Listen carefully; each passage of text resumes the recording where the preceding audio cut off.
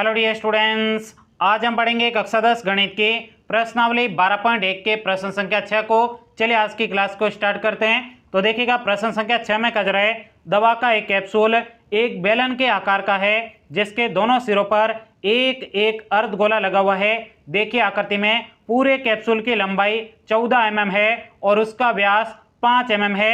इसका पृष्ठीय क्षेत्रफल ज्ञात कीजिए। देखिएगा साथियों, यह प्रश्न आपके बहुत ही ज्यादा सरल है। सबसे पहले आपको प्रश्न समझ में आना चाहिए कि प्रश्न में आपको दिया क्या गया है और आपको निकालना क्या है। तो ध्यान से देखिएगा साथियों, सबसे पहले मैं आपको समझा देता हूं कि प्रश्न में आपको दिया क्या गया है। तो ध्यान से देखिए, प्रश्न में कहा जा रहा है दवा का एक कैप्सूल है जो आपके किस आकार का है, बेलन के आकार का है। इस प्रकार के आपका बेलन होता है, इस आकार का आपके क्या है, कैप्सूल है। उसके बाद में कहा जा रहा है जिसके दोनों सिरों पर एक एक अर्धगोला लगा हुआ है। इसका मतलब ये जो आपके बेलन के आकार का कैप्सूल है, इसके दोनों सिरों पर आपके क्या लगा हुआ है, इस प्रकार का एक अर्धगोला लगा हुआ है। इस तरफ भी लगा हुआ है और यहाँ पे इस तरफ भी लगा हुआ है। मेरे पास एक ही अर्धगोला है, यदि आपके पास हो तो मेरे घर पे भेज देना, फिर मैं इधर भी लगा दूंगा, जिससे आपको समझ में आ जाएगा कि कैप्सूल के दोनों सिरों पर कितने अर्धगोले लगे हुए, 2 अर्धगोले लगे हुए हैं। उसके बाद में आपको इस पूरे कैप्सूल की, ये जो पूरा कैप्सूल है, इसकी आपको लंबाई दे रखी है कितनी, 14 mm, और उसका व्यास, ये जो आपके यहां तक की लंबाई की दूरी है, इसका व्यास आपको कितना दे रखा है, 5 mm। ये प्रश्न में आपको दिया गया है। और उसके बाद में कहा गया है इस पूरे कैप्सूल का आपको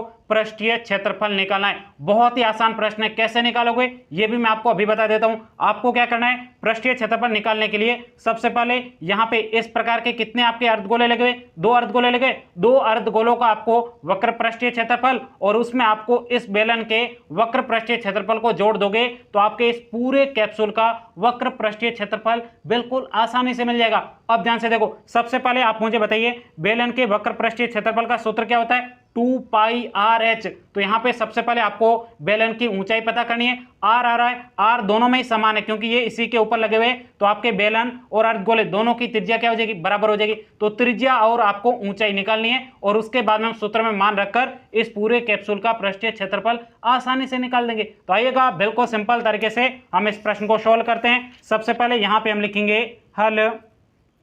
अब जो प्रश्न में आपको दिया गया वो लिख देना है। सबसे पहले प्रश्न में आपको दिया गया पूरे कैप्सूल की लंबाई, ये हम यहाँ पे लिख देंगे, कैप्सूल की लंबाई, कैप्सूल की लंबाई, कैप्सूल की कुल लंबाई आपको कितनी दे रखी है, 14 mm है। उसके बाद में आपको क्या करना है, कैप्सूल है, उस कैप्सूल जो है वो आपके अर्धगोलाकार दोनों भाग है और साथ साथ में बेलनाकार भाग है। दोनों का व्यास आपको कितना दिया गया है, 5 सेंटीमीटर। यहाँ पे देख सकते हो उनका व्यास कितना है, 5 mm है। तो यहाँ पे हम लिखेंगे कैप्सूल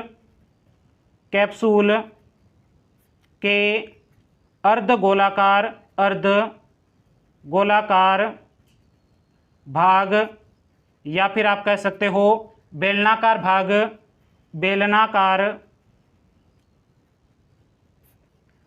का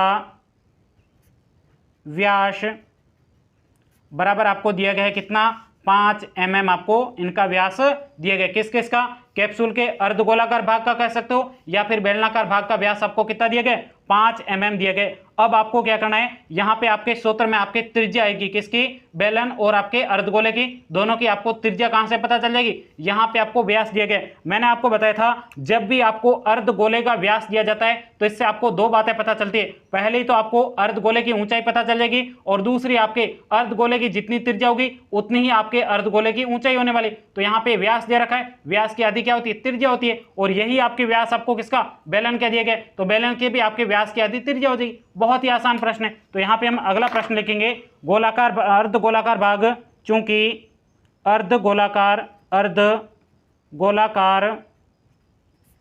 भाग की त्रिज्या बराबर हो जाएगी आपके किसके बराबर हो जाएगी, बेलनाकार भाग की त्रिज्या के बराबर लिख देंगे, बेलनाकार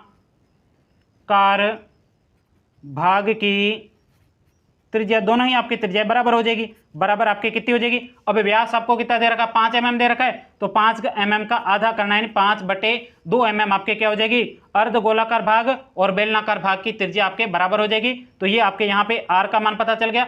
अब आपको क्या करना है, यहां पे आपको सिर्फ एक ही काम करना है। यहां पे आपके सूत्र में बेलन की ऊंचाई प्रयोग होगी, तो सबसे पहले यहां पे आप बेलन की ऊंचाई ज्ञात कर लीजिएगा और उसके बाद में सूत्र में मान रखकर हम सीधा आपके इसका पृष्ठीय क्षेत्रफल निकाल देंगे। अब आपको ऊंचाई कैसे निकालनी है, तो ध्यान से देखो, सबसे पहले यहां पे लिखेंगे चूंकि अर्धगोलाकार भाग की ऊंचाई, अर्ध गोलाकार कहो या अर्ध गोलाकार भाग की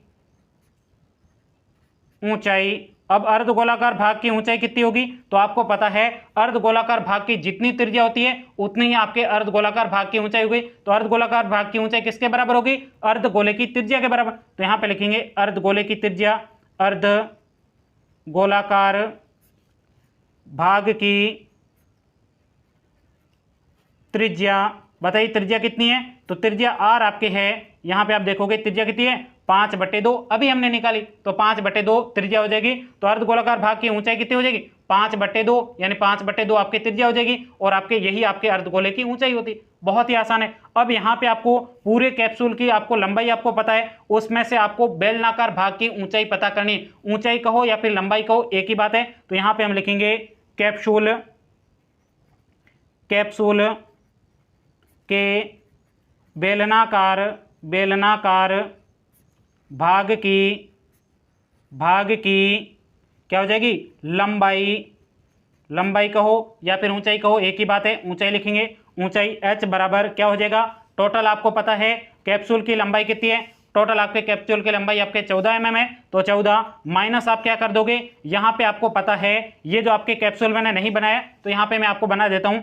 इस प्रकार से आपके बेलनाकार भाग है, इसके दोनों सिरों पर इस प्रकार से आपके अर्धगोले लगे हुए। अब यहाँ पे आपको बता दूं, यहाँ पे ये टोटल आपको लंबाई कितनी दे रखी है 14 mm। कितनी है 14 mm। अब यहाँ पे बताओ इस अर्धगोले की लंबाई कितनी है 5/2। इधर भी आपके अर्धगोला है, इसकी भी आपकी ऊंचाई कितनी है 5/2। तो ये आपके दो अर्धगोलों की आप लंबाई घटा दोगे 14 में से, तो आपके क्या पता चल जाएगा, तो आपको इस बेलन की ऊंचाई पता चल जाएगी। बहुत ही आसान है। तो यहाँ पे 14 में से क्या करेंगे, दो अर्धगोलों की क्या करेंगे, दोनों अर्धगोलों की ऊंचाई घटा देंगे। 14 माइनस दोनों अर्धगोलों की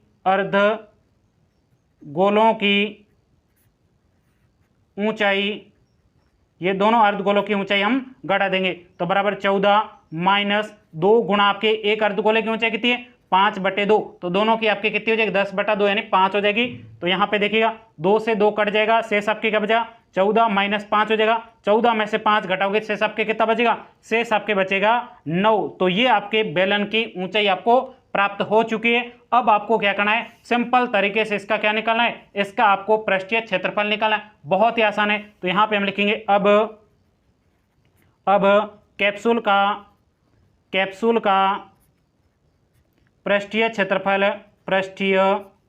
क्षेत्रफल बताइए पृष्ठीय क्षेत्रफल किस प्रकार से निकलेगा। पृष्ठीय क्षेत्रफल बराबर हो जाएगा आपके दोनों अर्धगोलों का। यहाँ पे देखिएगा इस बेलन के दोनों तरफ आपके क्या है अर्धगोले, तो दोनों अर्धगोलों का आपके क्या निकलेंगे वक्र पृष्ठीय क्षेत्रफल, और उसमें आप जोड़ दोगे बेलन का वक्र पृष्ठीय क्षेत्रफल, तो आपको प्राप्त हो जाएगा इस पूरे कैप्सूल का वक्र पृष्ठीय क्षेत्रफल। तो यहाँ पे लिखेंगे दोनों अर्धगोलों का वक्र पृष्ठीय क्षेत्रफल, दोनों अर्धगोलों का वक्र पृष्ठीय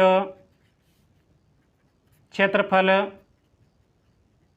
प्लस आपके इसमें क्या जोड़ दोगे बेलन का वक्र पृष्ठीय क्षेत्रफल, बेलन का वक्र पृष्ठीय क्षेत्रफल।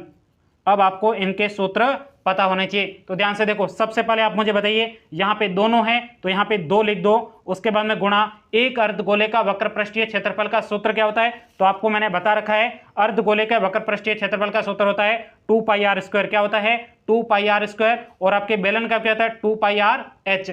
अब यहाँ पे इन दोनों सूत्रों का उपयोग करना है। तो यहाँ पे अर्धगोले का होता है आपके 2πr², तो यहाँ पे लिखेंगे 2πr, ये आपके स्क्वायर हो जाएगा, प्लस आपके यहाँ पे क्या है, यहाँ पे है बेलन का वक्र पृष्ठीय क्षेत्रफल जोड़ना है। तो बेलन के वक्र पृष्ठीय क्षेत्रफल का सूत्र होता है 2πrh हो जाएगा। अब यहाँ पे कोई संख्या कॉमन आ रही है तो उसको आपको सिंपल तरीके से कॉमन ले लेना है। ध्यान से देखो 2 इधर भी है 2 इधर भी है, तो एक तो आपके 2 आ जाएगा, इस 2 को पहले से हमने बाहर ले लिया। उसके बाद में आपके क्या आएगा शेष आपके देखोगे तो यहाँ पे देखो पाई इधर भी है पाई इधर भी है, तो यहाँ पे पाई और ये आर इधर है, तो यहाँ पे 2 पाई आर आपके क्या आ जाएगा, कॉमन आ जाएगा, शेष क्या बचेगा, ये 2 बचेगा, यहाँ पे आर स्क्वायर था तो आर बचा, प्लस आपके यहाँ पे क्या बचा, एच बचा। ये आपके कोष्टक के अंदर शेष बचेगा, यहाँ पे दिख रहा है, ये आपके 2 पाई आर कॉमन आ जाएगा क्योंकि 2 पाई आर इधर भी है, 2 पाई आर इधर भी, तो यहाँ पे शेष क्या बचा, एक तो आपके यहाँ पे 2 बचा तो यहाँ पे 2 लिख दिया, यहाँ पे 2 आर थे, एक आर यहाँ पे रख दिया और यहाँ पे एच शेष बचा था, इनको लिख दिया। अब यहाँ पे आपको सिंपल तरीके से मान रखने,